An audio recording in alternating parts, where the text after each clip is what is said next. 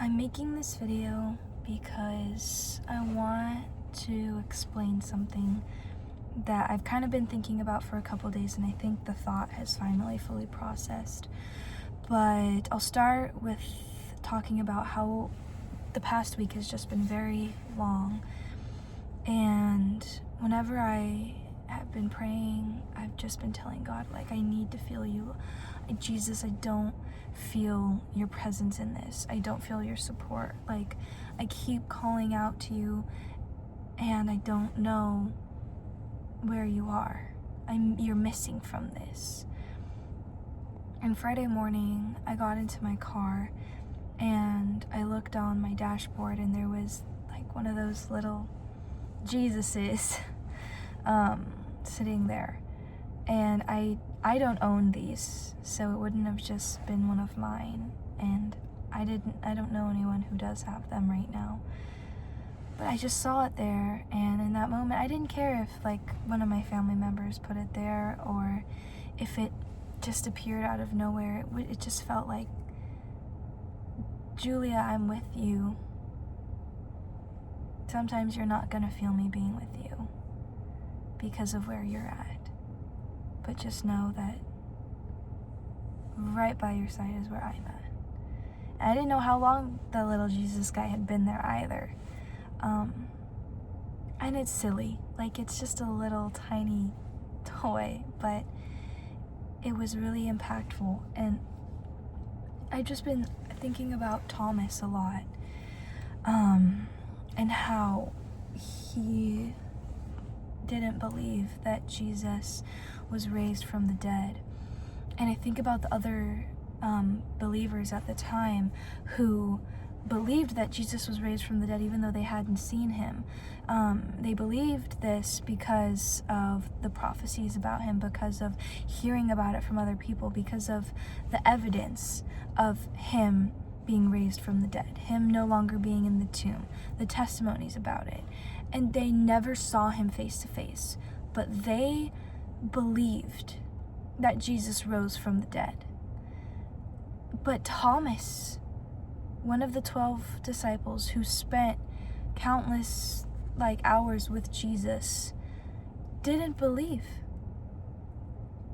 And when he didn't believe, he didn't just say no, that's not true, I'm gonna go away. He just said this is what I know needs to happen for me to believe. He was asking something.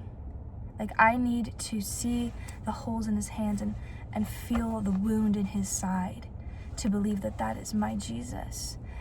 And Jesus did that.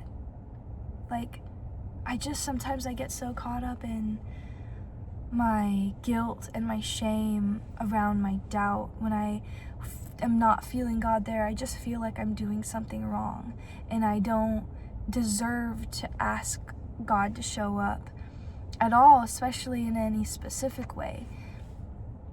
But Thomas wasn't afraid to say that he didn't believe it. And he said, this is what I know needs to happen for me to believe. And he what he did have faith in is that he had the faith enough to say that. He had enough faith to say, I will know that Jesus rose from the dead when this happens. And Jesus made it happen. Man, I know all people are always saying ask God for specific things, and you will see him work. And it isn't like God isn't just this relation, having a relationship with God is an actual relationship. It isn't I'm giving something and I'm expecting specific results. He is an all-knowing, complex being, far beyond my understanding. I can never wrap my mind around God. But when you ask for something specific from somebody, I feel like it makes it easier for them to give it to you. If I ask, like, if my friend tells me that she wants me to get her something nice for her birthday, there's a lot of things that are nice.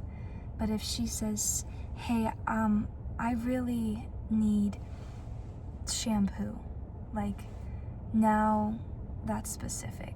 It's easy for me to know exactly what she needs and wants, and then I can give that to her, and it is of the she can get the most use out of it. But if I'm just like, Lord, I pray that you bless my life.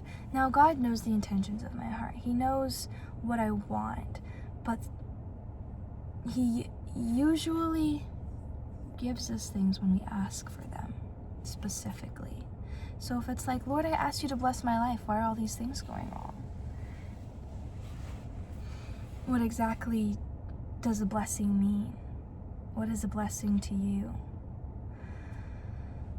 So anyways, I'm just sitting here and I'm thinking about how shame and guilt are not of the Lord. And I've been sitting in those exact things whenever I am experiencing doubt and struggling with having faith in God with a specific thing or feeling his presence. And Thomas's story is so encouraging because I realize that Jesus doesn't give up when I doubt him. Jesus doesn't say, oh, you don't believe I'm gonna, like, you don't believe in me, you don't believe I'm gonna do this for you, so I'm not. I'm just gonna walk away. You know what? Like, I'm washing my hands of this. I'm throwing in the towel. He doesn't do that. He says, oh, like, you need reassurance? Here's reassurance. You feel like I'm not with you?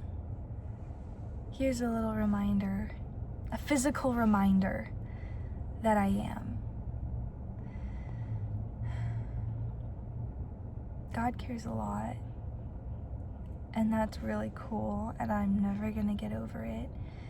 And yeah,